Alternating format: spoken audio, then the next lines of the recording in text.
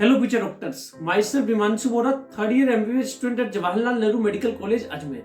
आज के वीडियो के अंदर मैं आपको बायोलॉजी के अंदर आपके लास्ट 15 डेज में क्या स्ट्रेटेजी होनी चाहिए वो आपको मैं बताऊंगा कि बायोलॉजी आप इतने दिनों से पढ़ रहे हो, लेकिन अब जो एग्जाम से 15 दिन पहले आपको बायोलॉजी के अंदर क्या करना है ताकि आपके मार्क्स काफी अच्छे है नीट के अंदर। तो चलो शुरू करते हैं।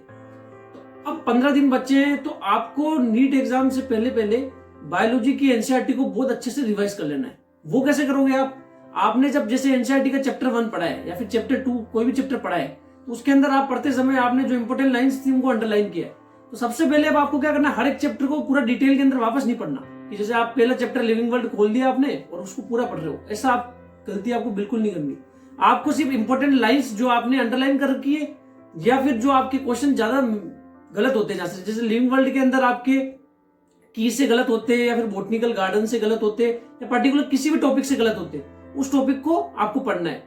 या एक चीज तो ये करनी है आपको, दूसरी चीज आपको जो इंपॉर्टेंट लाइंस आपने अंडरलाइन कर रखी है वही आपको बायोलॉजी के अंदर हर एक चैप्टर के अंदर पढ़नी है। ऐसे आप क्या कर सकते हो, फटाफट 2-3 दिनों के अंदर आप सारे चैप्टर अच्छे से जो आपने अंडरलाइन कर रखी है वो डायग्राम्स एक बार आपने देख लिए और समरी वगैरह थोड़ी सी देख लेनी है आपको, और जो आपके टॉपिक्स गलत हो रहे हैं उनको आपको अच्छे से पढ़ना है। पूरा चैप्टर वापस पढ़ने की अब कोई जरूरत नहीं है, क्योंकि जो पढ़ाई होनी थी वो अब हो चुकी है। अब लास्ट 10 दिन के अंदर आप एनसीईआरटी पूरी नहीं पढ़ सकते हो वापस।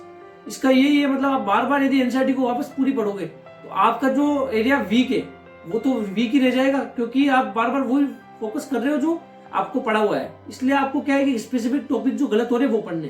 तो पहली चीज आपको ये करनी है। दूसरी चीज क्या करनी है कि लास्ट टाइम में आप जितने से ज्यादा क्वेश्चंस करोगे।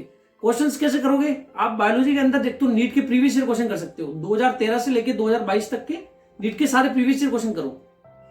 दूसरी चीज क्वेश्चन के अंदर क्या कर सकते हो, आप एनसीईआरटी रिलेटेड क्वेश्चन करने हैं आपको। जैसे एक तो प्रीवियस ईयर क्वेश्चन होगा, दूसरे जैसे आपने finger tips NCERT finger tips से क्वेश्चन कर लिए, या फिर आपके मॉड्यूल के अंदर और कुछ एनसीईआरटी रेलिवेंस क्वेश्चन दे रखे हैं जिसके अंदर एनसीईआरटी से ज्यादा क्वेश्चन पूछे हुए हैं, वो आपको करने। उन क्वेश्चन में क्या हुआ, जैसे 1 से 50 तक आपने क्वेश्चन किए, उसमें मान लो आपके 40 सही हो गए, तो जो 10 क्वेश्चन गलत हुए उन क्वेश्चनों के टॉपिक्स के अंदर जाओ। कोई भी जैसे आपका काउंटर करंट मैकेनिज्म का क्वेश्चन गलत हुआ है तो अब काउंटर करंट मैकेनिज्म आप जाओ उस टॉपिक के अंदर और काउंटर करंट मैकेनिज्म को डिटेल में पढ़ो वापस उसी एनसीईआरटी से।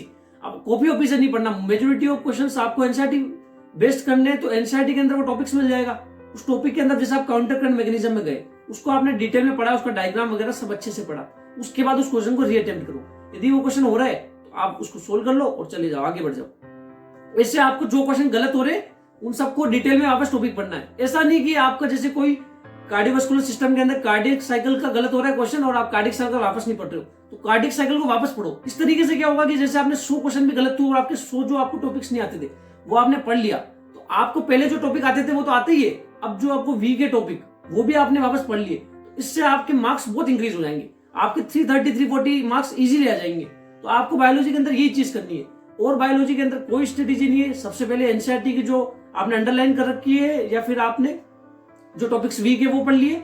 दूसरी चीज आप नीट के प्रीवियस ईयर क्वेश्चंस करो और एनसीईआरटी बेस्ड क्वेश्चन करो। उसके अंदर जो क्वेश्चन गलत हो रहा है उसको वापस पढ़ो, और बिल्कुल भी पजल होने की जरूरत नहीं है कि आप जैसे कोई क्वेश्चन अटेम्प्ट कर रहे हो, आपके 50 में से 30 ही सही हुए, आप टेंशन में आ रहे हो कि नीट का टाइम आ गया और 20 क्वेश्चन गलत हुए। तो इस चीज का कोई मतलब नहीं है, आपको टेंशन में बिल्कुल नहीं आना। इसके बजाय आपको 20 क्वेश्चन के जो टॉपिक्स है वो पढ़ोगे ना आप, तो आपके अंदर एक अलग ही कॉन्फिडेंस आएगा कि ये चैप्टर मेरे को बहुत डिटेल में आता है। या फिर आपने जो भी पूरे क्वेश्चन किए उनके वापस आप टॉपिक पढ़ लोगे, तो फिर आप नेक्स्ट बार जब वो क्वेश्चन आएगा, नेक्स्ट टाइम जब वो क्वेश्चन आएगा तो उसको आप ठीक कर लोगे। इससे आपकी मिस्टेक इंप्रूवमेंट हो जाएगी। दूसरा, मैंने आपको पिछले वीडियो बता रखा है, उसके अंदर बताया था मैंने कि आपको पेपर किस तरीके से अटेम्प्ट करना है, तो बायोलॉजी के अंदर आपको उसी तरीके से पेपर अटेम्प्ट करना है। इस तरीके से आपको बायोलॉजी पढ़नी है। लास्ट 10 दिन के अंदर आप बहुत अच्छे से पढ़ सकते हो बायोलॉजी को, क्योंकि बायोलॉजी के अंदर क्या है कि आप लास्ट टाइम में यदि बायोलॉजी को रिवाइज करके नहीं जाओगे तो नीट के अंदर आपके क्वेश्चन गलत होने के काफी चांस होते हैं। इसलिए आपको बायोलॉजी को बहुत अच्छे से रिवाइज करनी है और क्वेश्चंस लगाने। अब आपको लास्ट टाइम में यही करना है। मैं नेक्स्ट वीडियो फिजिक्स की स्ट्रेटेजी पे भी बना दूंगा और एक वीडियो में केमिस्ट्री की स्ट्रेटेजी पे भी बना दूंगा। बाकी आप कमेंट सेक्शन में मुझे बता सकते हो कि आपको किसी भी टॉपिक के अंदर कोई दिक्कत आ रही है या फिर आपको कोई भी प्रॉब्लम आ रही है आपकी नीट की प्रिपरेशन में, आपको एग्जाम से पहले डर लग रहा है, कुछ भी आपको प्रॉब्लम हो रही है तो आप कमेंट सेक्शन में बता सकते हो, मैं उस पर वीडियो बना लूंगा। Thank you so much. Video आपको अच्छा लगा हो तो वीडियो को लाइक, कमेंट और ज्यादा से ज्यादा शेयर करना।